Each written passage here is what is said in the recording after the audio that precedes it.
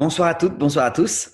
Voilà, ce soir, c'est la lecture de la dernière partie de Monsieur Ibrahim et les fleurs du Coran de Éric Emmanuel Schmitt. Donc, nous allons retrouver Monsieur Ibrahim, l'épicier arabe du coin, avec son fils adoptif, Moïse, un jeune juif de 13 ans, qui a été abandonné par sa mère à la naissance et qui a perdu son père il y a très peu de temps. Donc, Monsieur Ibrahim l'a adopté. Et ils sont partis un été, tous les deux, dans une voiture, pour traverser l'Europe et arriver jusqu'à la région d'Istanbul, où ils ont appris à danser comme les derviches, et pour retrouver les racines de M. Ibrahim. Nous y allons. Nous regardions le soleil se faufiler entre les montagnes et le ciel qui devenait violet. Papa fixait l'étoile du soir. Momo, une échelle a été mise devant nous pour nous évader. L'homme a d'abord été minéral, puis végétal, puis animal. Bon, c'est animal, hein, il ne peut pas l'oublier. Il a souvent tendance à le redevenir. Puis, il est devenu homme doué de connaissance, de raison, de foi. Tu imagines le chemin que tu as parcouru de la poussière jusqu'à aujourd'hui? Et plus tard, lorsque tu auras dépassé ta condition d'homme, tu deviendras un ange, Maurice. Tu en auras fini avec la terre. Quand tu danses, tu en as le pressentiment. Moi, en tout cas, je me souviens de rien. Vous vous rappelez, vous, monsieur Ibrahim, avoir été une plante? Ah tiens, qu'est-ce que tu crois que je fais lorsque je reste des heures sans bouger sur mon tabouret dans l'épicerie? Puis arriva le fameux jour où monsieur Ibrahim m'a annoncé qu'on allait arriver à sa mère de naissance et rencontrer son ami Abdullah. Il était tout bouleversé, comme un jeune homme. Il voulait d'abord y aller seul, en repérage. Il me demanda de l'attendre sous un olivier. Bon, c'était l'heure de la sieste. Je me suis endormi contre un arbre. Lorsque je me suis réveillé, le jour s'était déjà enfui. J'ai attendu M. Ibrahim jusqu'à minuit. J'ai marché jusqu'au village suivant. Quand je suis arrivé sur la place, les gens se sont précipités sur moi. Je ne comprenais pas leur langue, hein, mais eux me parlaient avec animation. Et ils semblaient très bien me connaître. Ils m'emmenèrent dans une grande maison. J'ai d'abord traversé une longue salle où plusieurs femmes accroupies gémissaient. Puis on m'amena devant M. Ibrahim. Il était étendu, couvert de plaies, de bleu, de sang. La voiture s'était plantée contre un mur. Il avait l'air tout faible. Je me suis jeté sur lui. Il a rouvert les yeux et sourit. Momo, Momo, le voyage s'arrête là.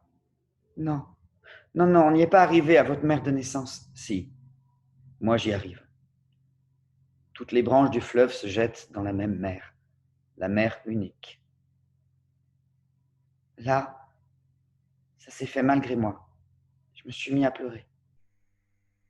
Momo, je ne suis pas content. J'ai peur pour vous, monsieur Ibrahim. Moi, je n'ai pas peur, Momo. Je sais ce qu'il y a dans mon Coran. Ça, c'est une phrase qu'il n'aurait pas dû dire. Ça m'a rappelé trop de bons souvenirs et je me suis mis à sangloter encore plus. Momo, tu pleures sur toi-même, pas sur moi. Moi, j'ai bien vécu. J'ai vécu vieux. J'ai eu une femme qui est morte il y a bien longtemps, mais que j'aime toujours autant. J'ai eu mon ami Abdullah, que tu salueras pour moi. La petite épicerie marchait bien. La rue Bleue, c'est une jolie rue, même si elle n'est pas bleue. Puis, il y a eu toi, Momo. Pour lui faire plaisir, j'ai avalé toutes mes larmes. J'ai fait un effort et vlan, sourire. Il était content. C'est comme s'il avait eu moins mal. Vlan, sourire. Il ferma doucement les yeux. Monsieur Ibrahim, chut, ne t'inquiète pas. Je ne meurs pas, Momo. Je vais rejoindre l'immense. Voilà. Voilà, je suis resté un peu avec son ami Abdullah. On a beaucoup parlé de papa. On a beaucoup tourné aussi. Monsieur Abdullah, c'était comme un monsieur Ibrahim, mais un monsieur Ibrahim parcheminé. plein de mots rares, de poèmes su par cœur à M. Ibrahim qui aurait passé plus de temps à lire qu'à faire sonner sa caisse. Les heures où nous tournions au teke, il appelait ça la danse de l'alchimie, la danse qui transforme le cuivre en or. Il citait souvent Rumi. Il disait « L'or n'a pas besoin de pierre philosophale, mais le cuivre, oui. Améliore-toi. Ce qui est vivant, fais-le mourir, c'est ton corps. Ce qui est mort, vivifie-le, c'est ton cœur. Ce qui est présent, cache-le, c'est le monde d'ici-bas. Ce qui est absent, fais-le venir, c'est le monde de la vie future. Ce qui existe, anéantis-le, c'est la passion. Ce qui n'existe pas, produis-le, c'est l'intention. Alors aujourd'hui encore, quand ça ne va pas, je tourne. Je tourne une main vers le ciel et je tourne. Je tourne une main vers le sol et je tourne. Le ciel tourne au-dessus de moi. La terre tourne en dessous de moi. Je ne suis plus moi, mais un de ces atomes qui tournent autour du vide, qui est un tout. Comme disait M. Ibrahim, ton intelligence est dans ta cheville. Ta cheville a une pensée très profonde. Je suis revenu en stop. Je m'en suis remis à Dieu, comme disait M. Ibrahim lorsqu'il parlait des clochards. J'ai mendié et j'ai couché dehors, et ça aussi, c'était un beau cadeau. Je ne voulais pas dépenser les billets que m'avait glissés M. Abdullah dans ma poche, en m'embrassant juste avant que je le quitte. Rentré à Paris, j'ai découvert que M. Ibrahim avait tout prévu. Il m'avait émancipé. J'étais donc libre. Et j'héritais de son argent, de son épicerie et de son Coran. Le notaire m'a tendu l'enveloppe grise et j'ai sorti délicatement le vieux livre. J'allais enfin savoir ce qu'il y avait dans son Coran. Dans son Coran, il y avait 2 fleurs séchées et une lettre de son ami Abdullah. Maintenant, je suis Momo. Tout le monde me connaît dans la rue. Finalement, je n'ai pas fait l'import-export. J'avais juste dit ça à M. Ibrahim pour l'impressionner un peu. Ma mère, de temps en temps, elle vient me voir. Elle m'appelle Mohamed, pour pas que je me fâche. Et elle me demande des nouvelles de Moïse. Je lui en donne. Bon, dernièrement, je lui ai annoncé que Moïse avait retrouvé son frère Popol et qu'ils étaient partis en voyage tous les deux. Et que, à mon avis, on ne les reverrait pas de sitôt. C'était plus la peine d'en parler. Elle a bien réfléchi. Elle est toujours sur ses gardes avec moi. Puis elle a murmuré gentiment, « Après tout, ce n'est peut-être pas plus mal. Il y a des enfances qu'il faut quitter, des enfances dont il faut guérir. » Je lui ai dit que la psychologie, ce n'était pas mon rayon. Hein. Moi, c'était l'épicerie. « J'aimerais bien t'inviter un soir à dîner, Mohamed.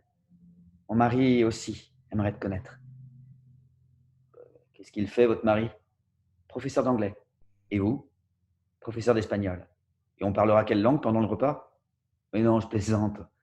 Je suis d'accord. » Elle était toute rose de contentement que j'accepte. Non, c'est vrai, hein, ça lui faisait plaisir.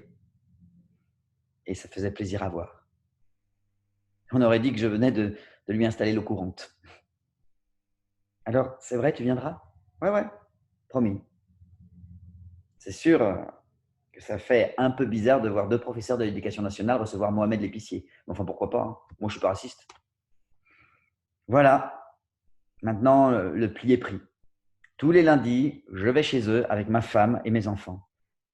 Comme ils sont affectueux, mes gamins, ils l'appellent grand-maman, la prof d'espagnol. Ça la fait bicher, il faut voir ça. Hein. Parfois, elle est tellement contente qu'elle me demande discrètement si ça ne me gêne pas. Je lui réponds que non, que j'ai le sens de l'humour. Voilà. Voilà, maintenant, je suis Momo, celui qui tient l'épicerie de la rue bleue qui n'est pas bleue. Pour tout le monde, je suis l'arabe du coin. Arabe, ça veut dire ouvert la nuit et le dimanche dans l'épicerie. Voilà, c'était la fin de M. Ibrahim et les fleurs du Coran. Je suis très, très heureux d'avoir fait cette lecture pour vous, d'avoir partagé ce roman que j'affectionne tout particulièrement, de ce grand écrivain, Éric Emmanuel Schmitt. J'espère que ça vous a plu. À partir de demain, ce sera une autre lecture, présenté par Muriel Darras et Lucas Saint-Faust et Johan Villepastour. Voilà, et puis après, vous retrouverez Stéphane qui vous fera également une lecture d'un livre qui lui tient particulièrement à cœur. Merci infiniment d'être fidèle au Grenier de Toulouse. Merci, merci, merci. Et puis à très, très bientôt. Portez-vous bien.